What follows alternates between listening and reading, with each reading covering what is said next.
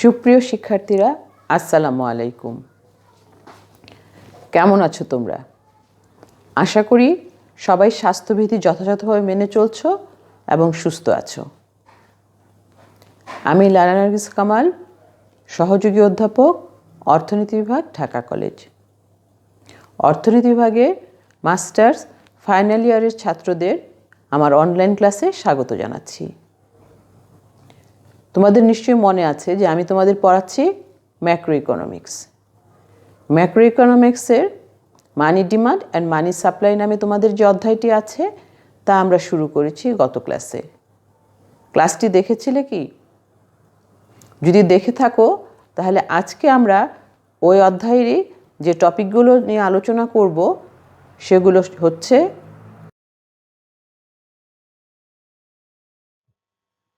Demand for মানি,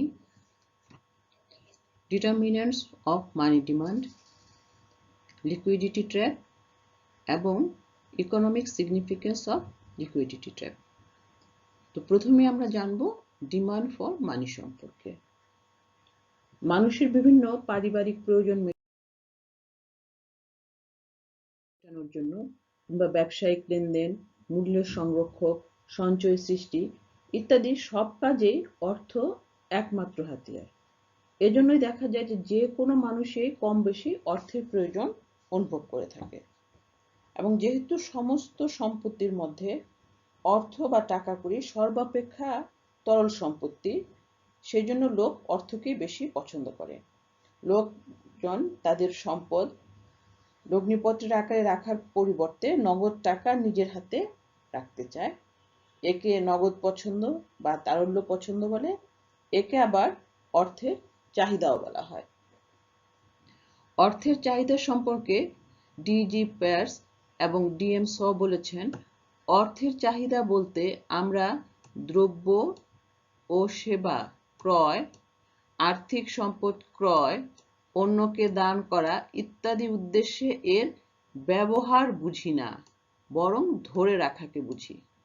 তাহলে এখানে আমরা অর্থের চাহিদা বলতে যে জিনিসটা বুঝতে পারলাম সেটা হচ্ছে আসলে মানুষের যে নগদ অর্থ হাতে ধরে রাখার প্রবণতা, সেটি হচ্ছে অর্থের চাহিদা। অর্থাৎ কোনো নির্দিষ্ট সময়ে সমাজের জনগণ বিভিন্ন প্রয়োজনে যে পরিমাণ নগদ অর্থ হাতে ধরে রাখতে চায় তাকেই বলা হয় অর্থের চাহিদা।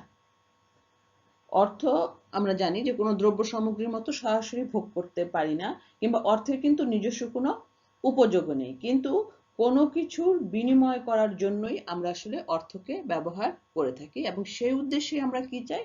অর্থটাকে হাতে ধরে রাখতে চাই, আর এটিকেই বলা হচ্ছে আমাদের অর্থের চাহিদা।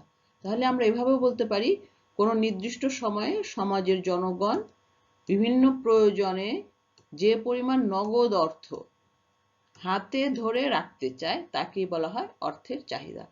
তাহলে অর্থের চাহিদা কাকে বলে আমরা খুব সহজেই বুঝতে পারছি যে বিভিন্ন প্রয়োজনে একটি সমাজের জনগণ যে পরিমাণ অর্থ হাতে ধরে রাখতে চায় তাকে আমরা বলে থাকি অর্থের চাহিদা। এখন কথা হচ্ছে যে আসলে জনগণ কেন অর্থের চাহিদা করে বা কেন হাতে অর্থ রাখতে চায়। এ সম্পর্কে আরভিং ফিশার উনি অর্থের পরিমাণ তত্ত্ব ব্যাখ্যা করতে গিয়ে বলেছেন যে আসলে বিনিময়ের উদ্দেশ্যেই লোকে অর্থের চাহিদা করে থাকে। অর্থাৎ ওনার মতে যে বিনিময়ের জন্যই লোকজন অর্থের চাহিদাটি করে থাকে। যেহেতু একটা হচ্ছে যে অর্থ যখন উপার্জন করে এবং অর্থ ব্যয়, এই দুটো কাজ কিন্তু একসঙ্গে কখনোই ঘটে না। অর্থাৎ একটি লোক হয়তো মাসের শেষে বেতন পায় কিংবা সপ্তাহের শেষে বেতন পায়, কিন্তু সে অর্থটা কিন্তু দৈনন্দিন ব্যয় করে থাকে এবং সেই উদ্দেশ্যেই সে হাতে অর্থটি রেখে থাকে। সেই জন্য আরভিং ফিশার বলেছেন যে বিনিময়ের উদ্দেশ্যেই লোক অর্থের চাহিদা করে থাকে। আবার কেইন্স কিন্তু এই মতের সঙ্গে শুধু একমত হননি, তিনি এর সঙ্গে আরো কিছু তথ্য যোগ করেছেন। আমরা জানি যে 1930-এর দশকের একদম গোড়ার দিকে কিছু বিশ্বব্যাপী মন্দা দেখা দেয় এবং কেইন্স তখন যে ক্লাসিক্যাল ধ্যান ধারণাগুলো ছিল তার সম্পর্কে যে ধারণা সেগুলো ভ্রান্ত বলে প্রমাণ করেন এবং সেই সম্পর্কে তিনি ওনার বই the general theory of employment, interest and money, এইখানে তিনি অর্থের চাহিদার বিশেষ একটি ব্যাখ্যা দেন এবং সেটি দেখা যাচ্ছে যে ক্লাসিক্যাল যে চিন্তাধারা ছিল তার থেকে কিছুটা আলাদা। কেইন্স তার অর্থের চাহিদা তত্ত্ব ব্যাখ্যা করতে গিয়ে বলেছেন যে জনগণ আসলে মূলত তিনটি উদ্দেশ্যে অর্থের চাহিদা করে। কি কি সেই তিনটি উদ্দেশ্য? প্রথম হচ্ছে আমাদের অর্থের লেনদেনজনিত চাহিদা বা ট্রানজ্যাকশন ডিমান্ড ফর মানি। দ্বিতীয়টি হচ্ছে অর্থের সতর্কতামূলক চাহিদা বা প্রিকশনারি ডিমান্ড ফর মানি। এবং তৃতীয়টি হচ্ছে অর্থের ফটকা চাহিদা বা স্পেকুলেটিভ ডিমান্ড ফর মানি। অর্থাৎ কেইন্স তার বইয়ে এই তিন ধরনের চাহিদার কথাই বলেছেন যে মানুষ সাধারণত এই তিনটি উদ্দেশ্যেই অর্থের চাহিদা করে থাকে। তো আমরা জানি যে আমাদের দৈনন্দিন জীবনে যে দৈনন্দিন লেনদেন, দ্রব্য এবং কেনা বেচা এবং যে কোনো প্রকার আদান প্রদানের জন্যই অর্থ ব্যবহার করা হয় এবং এই জন্য জনগণ যে অর্থ হাতে ধরে রাখে সেটাকে আমরা বলছি অর্থের লেনদেনজনিত চাহিদা, অর্থাৎ ট্রানজ্যাকশন ডিমান্ড ফর মানি আমরা যেটা বলছি।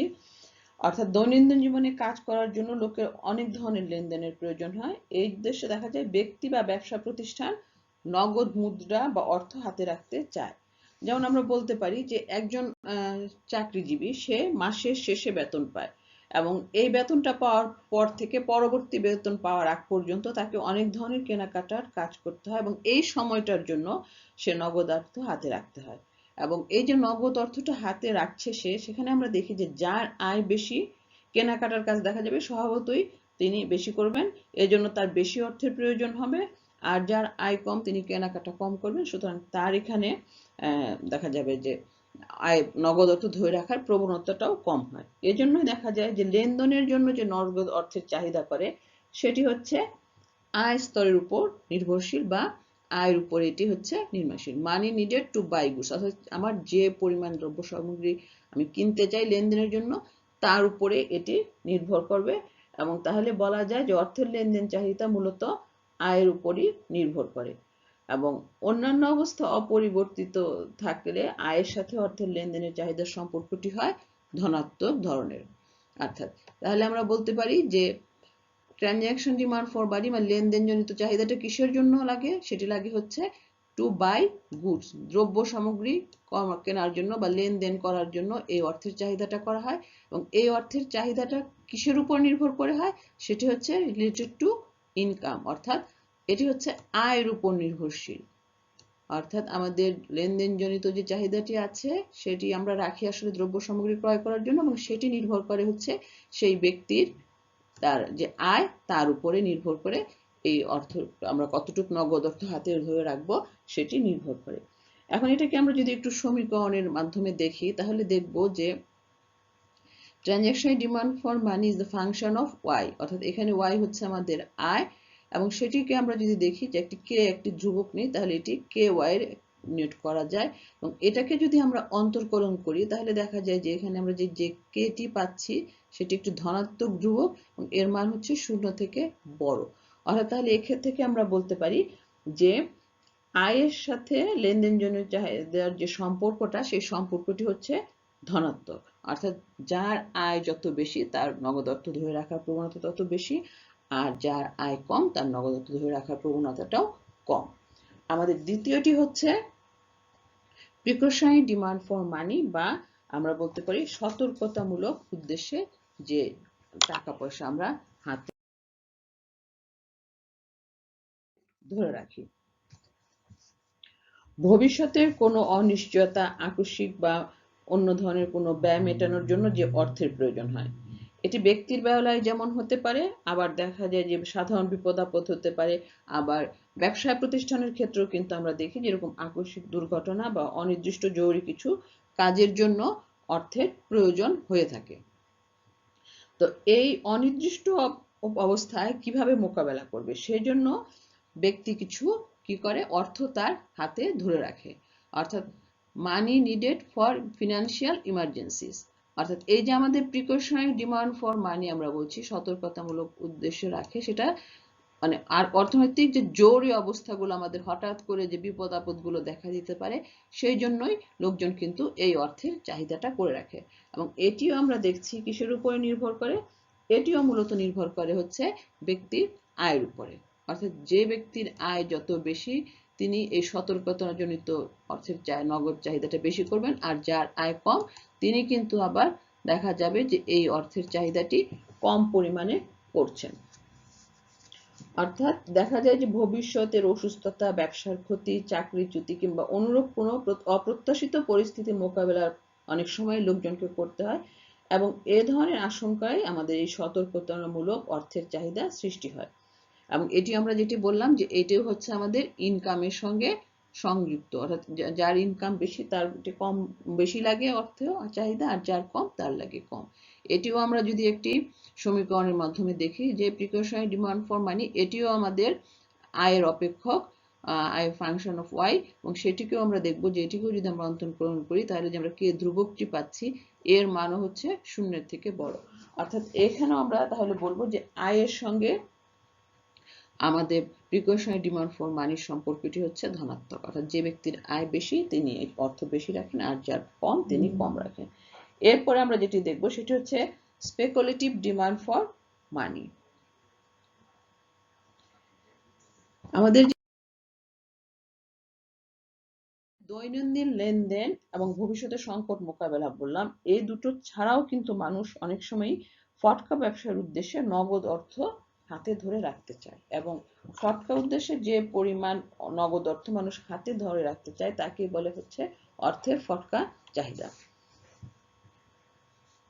অর্থাৎ এই যে ভবিষ্যতে অনিশ্চয়তা এবং বাজারে গতিবিধির সুযোগ গ্রহণ করে ফটকা কারবারের মাধ্যমে অর্থ লাভের আশায়ও নগদ অর্থ লোকে হাতে রাখতে চায়, এবং এ উদ্দেশ্যে লোকজন যে অর্থের চাহিদাটা করে সেটা হচ্ছে আমাদের সুদের হারের সাথে সম্পর্কযুক্ত।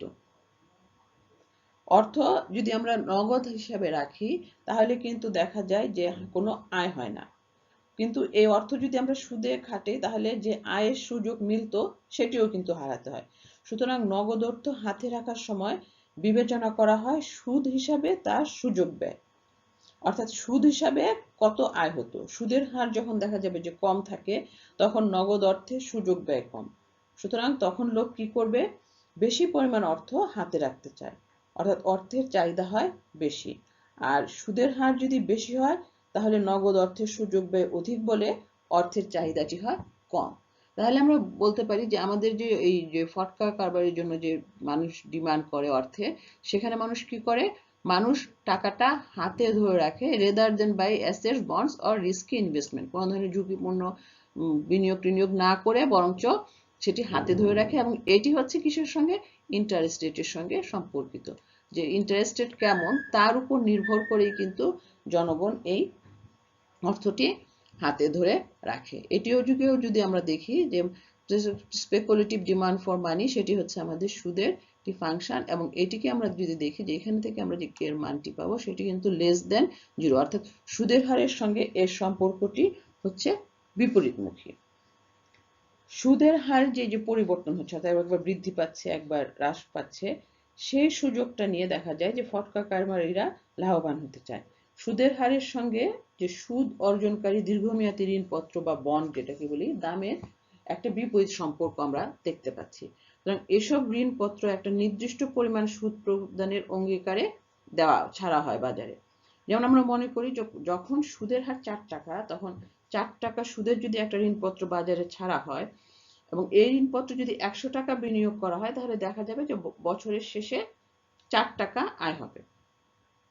এখন যদি সুদের হার হ্রাস পেয়ে 2 টাকা হয়ে যায় তবে 4 টাকা সুদের ঋণপত্রের দাম হবে 200 টাকা, কেননা চলতি সুদের হারে 200 টাকা বিনিয়োগ না করলে সুদ হিসাবে 4 টাকা পাওয়া যাবে না।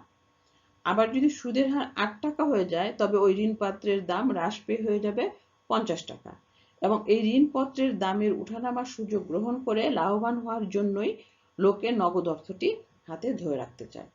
যদি দেখা যায় যে ঋণপত্রের দাম অস্বাভাবিক বেশি হয়, যখন দেখা যায় যে সুদের হার খুব কম, তবে সেটি হ্রাস পাবার আশঙ্কায় লোকে ঋণপত্র বিক্রি করে নগদ টাকা পয়সা হাতে রাখতে চায়। অর্থাৎ সুদের হার যখন কম থাকে তখন লোকে বেশি অর্থ নগদ হিসাবে ফটকা কারবারের জন্য হাতে রাখতে চায়, কেননা ঋণপত্রের দাম হ্রাস পেলে ঋণপত্র কিনে পরে আবার যখন দাম বাড়বে তখন বিক্রি করে বেশি লাভ করা সম্ভব। আবার ঋণপত্রের দাম যখন অস্বাভাবিক রকম কম, তখন লোকে ভবিষ্যৎ লাভের আশায় ঋণপত্র ক্রয় করে এবং দাম বৃদ্ধি হওয়া পর্যন্ত অপেক্ষা করে। এই জন্যই দেখা যায় যে সুদের হার যখন বেশি তখন লোক কম পরিমাণ নগদ অর্থ হিসেবে রাখতে চায় এবং অর্থাৎ অধিক সুদের হারে অর্থের চাহিদা কম হয়। সুতরাং দেখা যাচ্ছে ফটকা কারবারের জন্য নগদ অর্থের চাহিদা সুদের হারের উপর নির্ভরশীল এবং এই সম্পর্কটি হচ্ছে আমরা বলছি যে বিপরীতমুখী একটি সম্পর্কে এরা আবদ্ধ। এখন আমরা এই যে বললাম যে অর্থের তিন ধরনের মানুষ চাহিদাটা করে থাকে। একটি বললাম আমরা লেনদেনজনিত অর্থের চাহিদা, আরেকটি বললাম আমরা সতর্কতামূলক অর্থের চাহিদা, আরেকটি হচ্ছে আমাদের ফটকা কারবার জনিত অর্থের চাহিদা।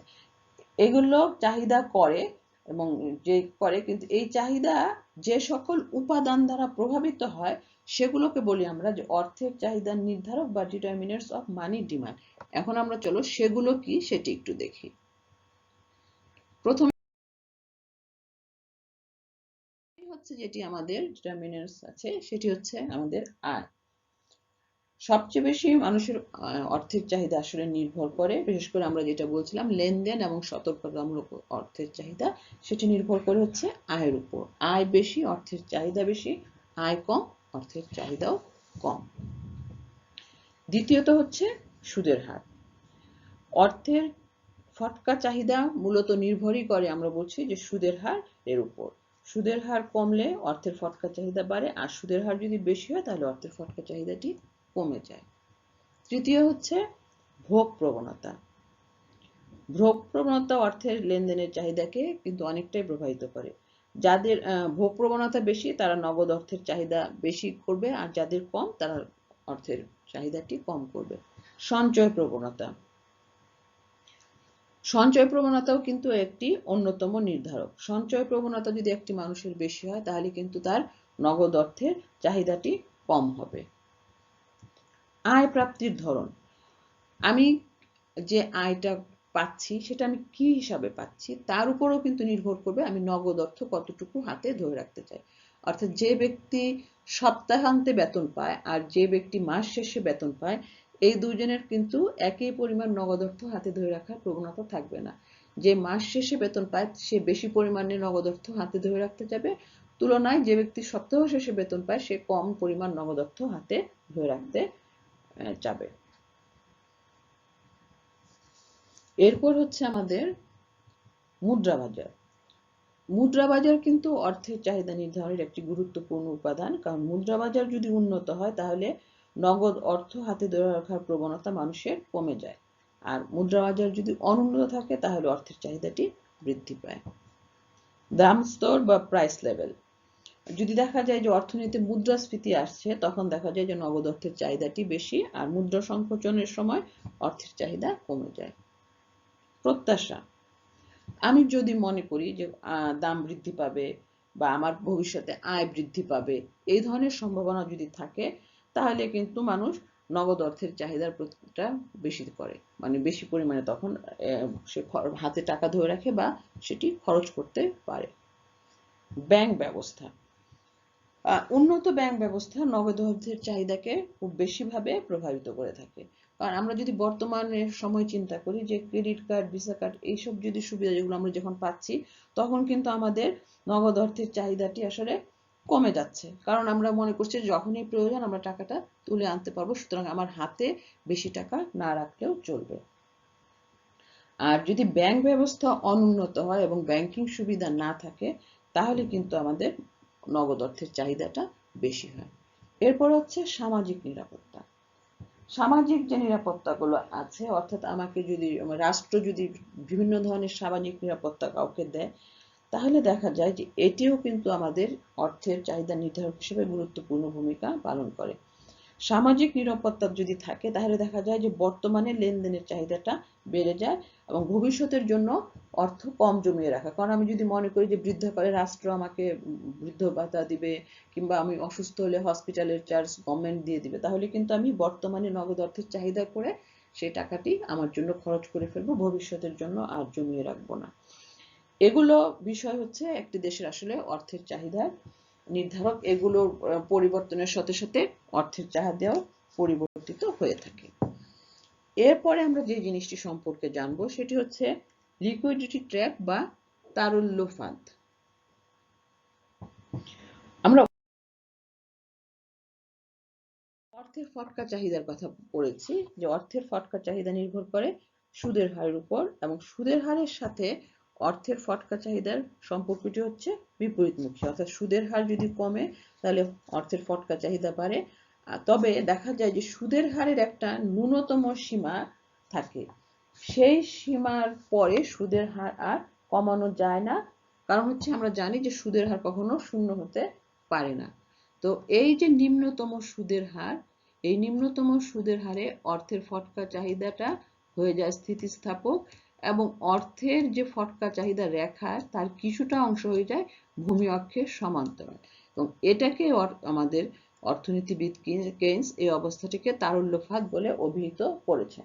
অর্থাৎ নিম্নতম সুদের হারে অর্থের ফটকা চাহিদা স্থিতিস্থাপক হয় এবং অর্থের ফটকা চাহিদা রেখার কিছু অংশ ভূমি অক্ষের সমান্তরাল হয়ে যায়। এটি হচ্ছে আমাদের কেইন্সের মতে যে অর্থের তারল্য ফাঁদ দেখা দেয়। এই অবস্থাটিকে আমরা বলি তারল্য ফাঁদ। অর্থাৎ এই অবস্থার নিচে আর কখনোই সুদের হার নেমে আসতে পারে না। এখন আমরা একটু চিত্রের মাধ্যমে এটি দেখি। আমরা এখানে ভূমি অক্ষে অর্থের ফটকা চাহিদা দেখিয়েছি এবং লম্ব অক্ষে দেখিয়েছি সুদের হার। এই যে আমরা রেখাটি দেখতে পাচ্ছি এটি হচ্ছে আমাদের অর্থের ফটকা চাহিদার রেখা। তো এই রেখার আমরা দেখতে পাচ্ছি যে এই যে অংশটুকু, এই অংশটুকু কিন্তু কেমন ভূমি অক্ষের সমান্তরাল হয়ে গিয়েছে। অর্থাৎ এখানে যদি আমরা দেখি যে সুদের হার এ বিন্দুতে যখন আর নট, তখন সেখানে আমাদের অর্থের চাহিদা হচ্ছে ও এম নট পরিমাণ। অর্থাৎ এ বিন্দু অনুযায়ী যদি আমাদের সুদের হার আর নট হয় তখন আমাদের ফটকা অর্থের চাহিদা হচ্ছে ও এম নট পরিমাণ। এখন যদি কোনো কারণে সুদের হার কমে আমাদের বি বিন্দু যেখানে আমরা দেখাচ্ছি সেই বিন্দুতে চলে এসে আর ওয়ান হয়, সুদের হার কমে এখন হয়ে গেল আর ওয়ান, তখন দেখা যাচ্ছে যে আমাদের অর্থের চাহিদা যেটি আছে সেটি বের হয়ে যাচ্ছে ও এম ওয়ান। এখানে এখন দেখছি যে এই যে ও আমাদের বি আর ওয়ান সুদের হারে বি বিন্দুতে যেটি দেখছি, এবং তারপরে দেখছি যে যে অংশটুকু আমাদের এখানে আছে সেটা কিন্তু হচ্ছে যে ভূমি অক্ষের সমান্তরাল হয়ে গিয়েছে, এবং এটাই হচ্ছে যে সেই ন্যূনতম সুদের হার যে এর নিচে আর সুদের হার নামতে পারবে না বা কমতে পারে না। এবং এই আর ওয়ান সুদের হারে অর্থের ফটকা চাহিদা সম্পূর্ণ স্থিতিস্থাপক হয়ে পড়ে, এবং এই বি বিন্দুর পরে আমরা দেখতে পাচ্ছি যে এই যে আমাদের ফটকা চাহিদা রেখা সেটি হচ্ছে ভূমি অক্ষে সমান্তরাল হয়ে পড়ছে। অর্থাৎ এই বি বিন্দুর পরের অংশটুকুই আমরা অর্থের ফটকা চাহিদা বলে, অর্থের তারল্য ফাঁদ বলে চিহ্নিত করে থাকি। আমাদের এই অংশটুকু হচ্ছে যে বিসি যে অংশটুকু আছে এটুকুই হচ্ছে আমাদের তারল্য ফাঁদের অংশ। অর্থাৎ তাহলে আমরা যেটা জানলাম যে নিম্নতম সুদের হারে ফটকা চাহিদা স্থিতিস্থাপক হয় এবং অর্থের ফটকা চাহিদা রাখা কিছু অংশ ভূমি অক্ষের সমান্তরাল হয়ে পড়ে। অর্থাৎ এই যে অংশটা এখানে আমাদের লিকুইডিটি ট্র্যাপ দেখা দিয়েছে, তারল্য ফাঁদ দেখা দিয়েছে, এবং এখানে আমাদের সুদের হার আমরা বললাম যে আর ওয়ান, অর্থাৎ এটাই হচ্ছে আমাদের ন্যূনতম সুদের হার, এবং সুদের হার এর চেয়ে আর নিচে নামতে পারে না। এখানেই আমাদের অর্থের ফটকা চাহিদা সম্পূর্ণ স্থিতিস্থাপক হয়ে পড়ে। তো এই যে আমরা লিকুইডিটি ট্র্যাপ সম্পর্কে জানলাম, তো এর আসলে প্রয়োজনটা কি, বা অর্থনীতিতে লিকুইডিটি ট্র্যাপ যদি দেখা দেয় তাহলে কি সুবিধাই হয় বা কি অসুবিধাই হয়।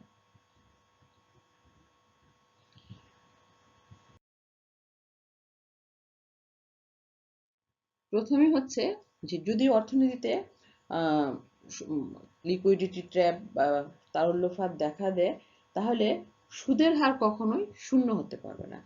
ক্লাসিক্যাল বক্তব্য অনুসারে বলা হয় যে ইনভেস্টমেন্ট ইকুয়াল টু যদি সেভিংস হয় তাহলে সুদের হার যে কোনো স্তরে নির্ধারিত হতে পারে। ওনাদের মতে আই ইকুয়াল টু যদি এস হয় তাহলে যে কোনো স্তরে সুদের হার নির্ধারিত হতে পারে, কিন্তু এমনকি ওনারা বললেন যে এটি শূন্য হতে পারে।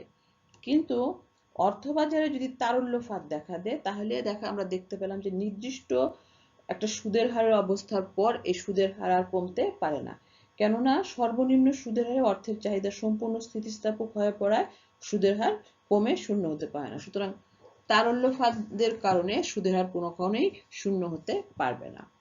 এরপরে হচ্ছে মন্দা ডেকে আনে। তারল্যফাত যদি থাকে তাহলে অর্থনীতিতে মন্দা দেখা যায়, কারণ তারল্যফাতের কারণে সুদের হার কমানো যায় না, আর সুদের হার না কমলে বিনিয়োগ বাড়ে না, এবং বিনিয়োগ কম হলে কর্মসংস্থান কম হয়, উৎপাদন কম হয় এবং আয় স্তর কমে যায়, যার ফলে দাম স্তর কমে আসে। এবং এছাড়াও সর্বনিম্ন সুদের হারে বন্ডের মূল্য সর্বোচ্চ স্তরে পৌঁছে, এবং এই অবস্থায় জনগণ কি করে, যে বন্ড না ক্রয় করে সমস্ত অর্থ হাতে ধরে রাখে, ফলে অর্থনীতিতে বিনিয়োগযোগ্য অর্থের অভাব দেখা যায় এবং অর্থনীতি তখন মন্দা দেখা যায়। সুতরাং তারল্যফাত মন্দা ডেকে আনার ব্যবস্থা করে। এরপরে যেটি আমরা দেখছি যে পূর্ণ নিয়োগ ধারণার অসৎ। আমরা জানি যে অর্থনীতিতে ক্লাসিক্যাল অর্থনীতিবিদদের মতে যে একটি ধনাত্মক সুদের হারে সঞ্চয় এবং বিনিয়োগের যদি সমতা অর্জিত হয় তাহলে অর্থনীতিতে স্বয়ংক্রিয় উপায়ে কিন্তু পূর্ণ নিয়োগ অর্জন করা সম্ভব হবে। কিন্তু অর্থবাজারে তারল্যফাত দেখা দিলে সঞ্চয় ও বিনিয়োগের মধ্যে ব্যবধান দেখা দিবে এবং অর্থনীতিতে স্বয়ংক্রিয়ভাবে পূর্ণ নিয়োগ অর্জন করা সম্ভব হবে না। সুতরাং তারল্যফাত ক্লাসিক্যালরা যে বলছিল যে স্বয়ংক্রিয় পূর্ণ নিয়োগ হবে, সেই ধারণার অসারতাটি প্রমাণ করেছে। আর্থিক নীতির অকার্যকারিতা প্রমাণ করে। আমরা বারবার বলছি একটি কথা, যে তারল্যফাত অবস্থায় একটি ন্যূনতম সুদের হারে বন্ডের মূল্য সর্বোচ্চ স্তরে পৌঁছে যায়। এই অবস্থায় অর্থের চাহিদা অসীম স্থিতিস্থাপক হয়। সেজন্য অর্থের যোগান যতই বৃদ্ধি করা হোক না কেন, বাজার সুদের হারকে সেটা প্রভাবিত করে না। ফলে দেশে আয়, নিয়োগ, উৎপাদন, দাম স্তর কোনোটি পরিবর্তিত হয় না। অর্থাৎ এখানে সরকারের যে আর্থিক নীতিটা থাকে সেটি এখানে পুরোপুরি ব্যর্থ হয়ে যায়। এটা আমরা একটা চিত্রের মাধ্যমে ব্যাখ্যা করতে পারি। এখানে আমরা ভূমি অক্ষে অর্থের চাহিদা দেখিয়েছি এবং লম্ব অক্ষে দেখিয়েছি সুদের হার। এটি হচ্ছে আমাদের অর্থের ফটকা চাহিদা রেখা, এবং এখানে আমরা দেখি যে যদি আমাদের অর্থের যোগান ও MS1 দ্বারা আমরা মানি সাপ্লাই বুঝিয়েছি, এবং এখানে আমাদের সুদের হার হচ্ছে হলো OR2 পরিমাণ। তো এই অবস্থায় যদি সরকার অর্থের যোগান বৃদ্ধি করেন এবং তাহলে হচ্ছে আমাদের সেটি MS2 অর্থ যোগান করা হলো, MS1 থেকে অর্থ যোগান বেড়ে MS2 হলো। এখানে দেখি আমাদের সুদের হার কত হলো, কমে R2 থেকে R1 হয়ে গেল। অর্থাৎ এখানে কিন্তু আর্থিক নীতি কার্যকর হচ্ছে। তো আমরা দেখতে পাচ্ছি যে এই বিন্দুর পর থেকে কিন্তু এখানে আমাদের কি হয়েছে, তারল্যফাত বা লিকুইডিটি ট্র্যাপ দেখা দিয়েছে। তো এখন সরকার আরো অর্থের যোগান বৃদ্ধি করলো, অর্থাৎ অর্থের যোগান রাখা হলো MS3, এবং এই বিন্দুতে আমাদের সুদের হার হয়ে গেল R0 পরিমাণ। তো এখন আমরা কিন্তু R0 হচ্ছে সর্বনিম্ন সুদের হার এখানে নির্ধারিত হয়েছে। এখন এই অবস্থা যখন, এবং এখানে আমরা তাহলে দেখতে পাচ্ছি R0 সুদের হারই কিন্তু এখানে আমাদের লিকুইডিটি ট্র্যাপ বা আমাদের তারল্যফাতটি আমরা এখানে দেখতে পাচ্ছি। তো এই অবস্থায় যদি সরকার সুদের হার আরো কমানোর জন্য অর্থের যোগান আরো বৃদ্ধি করে, অর্থাৎ MS3 থেকে সেটিকে যদি MS4 করে, তাহলে আমরা দেখতে পাচ্ছি এখানে এই অবস্থায় কিন্তু আমাদের সুদের হার মোটেও আর কমছে না। অর্থাৎ এইখানে যেমন সরকারের আর্থিক নীতি কার্যকর হয়েছিল, অর্থাৎ অর্থের যোগান বৃদ্ধি করার ফলে সুদের হার কমে গিয়েছিল, তারল্যফাত দেখা দেওয়ার প্রেক্ষিতে এখানে কিন্তু সুদের হার আর কমছে না। অর্থাৎ সরকার অর্থের যোগান বৃদ্ধি করলেও এখানে সুদের হার কমে আর আসছে না। সুতরাং এক্ষেত্রে দেখা যাচ্ছে যে তারল্যফাতের উপস্থিতির কারণেই আর্থিক নীতি এখানে অকার্যকর বা ব্যর্থ হয়ে যাচ্ছে। এরপরে আমরা যেটা দেখব, অর্থাৎ এটুকু হচ্ছে আমাদের লিকুইডিটি ট্র্যাপের অংশ। এরপর আমরা যেটি দেখব সেটি হচ্ছে যে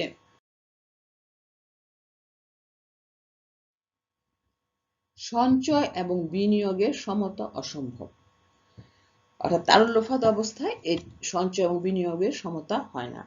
ক্লাসিক্যাল অর্থনীতিবিদগণ যারা ছিলেন তাদের মতে যে সুদের হার নমনীয় হলে মূলধন বাজারে স্বয়ংক্রিয়ভাবে সঞ্চয় এবং বিনিয়োগের মধ্যে সমতা অর্জিত হয়, কিন্তু অর্থবাজারে যদি তারল্যফাত দেখা দেয় তাহলে স্বয়ংক্রিয়ভাবে সঞ্চয় এবং বিনিয়োগের সমতাটি অর্জিত হয় না। এটিও আমরা একটা চিত্রের সাহায্যে ব্যাখ্যা করতে পারি। এখানে আমরা দুটো চিত্রের সাহায্যে এটি ব্যাখ্যা করব, এ এবং বি চিত্র। আমরা এ চিত্রের ভূমি অক্ষে দেখিয়েছি অর্থের ফটকা চাহিদা এবং লম্ব অক্ষে দেখিয়েছি সুদের হার। বি চিত্রের ভূমি অক্ষে দেখিয়েছি সঞ্চয় ও বিনিয়োগ এবং লম্ব অক্ষে দেখিয়েছি সুদের হার। তো এস এস হচ্ছে আমাদের সঞ্চয় রেখা এবং আই আই হচ্ছে আমাদের বিনিয়োগ রেখা। এই দুটো রেখা যে বিন্দুতে ছেদ করেছে পরস্পর, সেই বিন্দু অনুযায়ী আমাদের সুদের হার হচ্ছে OR1। আমাদের এখানে সুদের হার হচ্ছে OR1। এখানে আমাদের সেভিংস লাইন এবং ইনভেস্টমেন্ট লাইনের সাহায্যে আমাদের এই বিন্দু ভারসাম্য বিন্দু অনুযায়ী আমাদের সুদের হার নির্ধারিত হয়েছে R1, অর্থাৎ সঞ্চয় এবং বিনিয়োগের সমতা অর্জনের জন্য R1 সুদের হার এখানে আমাদের হতে হবে। কিন্তু যদি অর্থবাজারে তারল্য ফাঁদ থাকে, তাহলে আমরা এই চিত্রে দেখতে পাচ্ছি যে এখানে সুদের হার নির্ধারিত হয়েছে হলো R0। আমাদের সমতা অর্জনের জন্য দরকার ছিল R1, কিন্তু আমরা দেখতে পাচ্ছি এর চিত্র অনুযায়ী অর্থবাজারে তারল্য ফাঁদ থাকায় এখানে সুদের হার হয়েছে R0। তো তাহলে যেহেতু এখানে তারল্য ফাঁদ দেখা দিয়েছে, সুতরাং সুদের হার R0 এর নিচে কিন্তু আর নামতে পারবে না। সুতরাং আমরা সেই প্রেক্ষিতে দেখব যে এই R0 অবস্থায় আমাদের মূলধন বাজারে যে সঞ্চয় এবং বিনিয়োগের সমতা হওয়া দরকার ছিল, সেই সঞ্চয় এবং বিনিয়োগের সমতা কিন্তু এখানে হচ্ছে না। এখানে আমরা দেখতে পাচ্ছি যে savings is greater than investment, অর্থাৎ আমাদের এখানে S ইকুয়াল টু I হচ্ছে না, বরঞ্চ আমরা এখানে দেখতে পাচ্ছি যে আমাদের সেভিংস হচ্ছে ইনভেস্টমেন্টের থেকে বেশি। তাহলে আমরা বলতে পারি যে তারল্য ফাঁদের উপস্থিতির কারণেই আমাদের এই অবস্থা পরিলক্ষিত হচ্ছে, অর্থাৎ সঞ্চয় এবং বিনিয়োগের মধ্যে সমতা সম্ভব হচ্ছে না। এখানে কিছুটা হচ্ছে ঘাটতি বা ফাঁক থেকে যাচ্ছে, ব্যবধানটা রয়ে যাচ্ছে। অর্থাৎ এখানে আমরা CD পরিমাণ ব্যবধানটি দেখতে পাচ্ছি। আমরা আজ ডিমান্ড ফর মানি এবং লিকুইডিটি ট্র্যাপ দুটো গুরুত্বপূর্ণ জিনিস নিয়ে আলোচনা করেছি। আমি আশা করি যে তোমরা ক্লাস দুটি খুব সহজেই বুঝতে পেরেছ। আর এই ক্লাস দেখার পাশাপাশি তোমরা যদি তোমাদের বই পড়ো, তাহলে এ সম্পর্কে তোমাদের যে ধারণা তা সম্পূর্ণ পরিষ্কার হয়ে যাবে। আমার ক্লাস যারা দেখেছো তাদের সবাইকে অনেক ধন্যবাদ জানিয়ে এখানে বিদায় নিচ্ছি। আল্লাহ হাফেজ।